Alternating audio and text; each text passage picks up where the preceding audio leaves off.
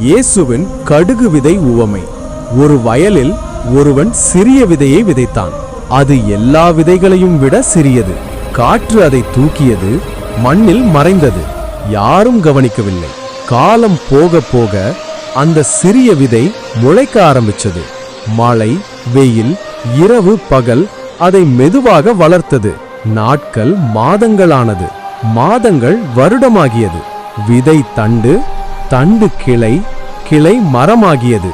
ஒரு நாள் வானத்திலிருந்து பறவைகள் கூட்டம் கூட்டமா பறந்தன. கழுகு, மயில், குருவி, புறா, ஜாதி ஜாதி பறவைகள்.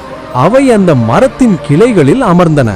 சில பறவைகள் நிழலுக்காக, சில ஓய்வுக்காக, சில பாதுகாப்புக்காக, சில தங்கள் கூட்டை கட்டிக்கொள்ள.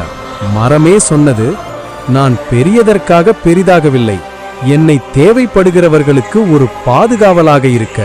அந்த விதைதான் இயேசுவின் வார்த்தை. அந்த மரம்தான் ரட்சிப்பின் வாழ்க்கை.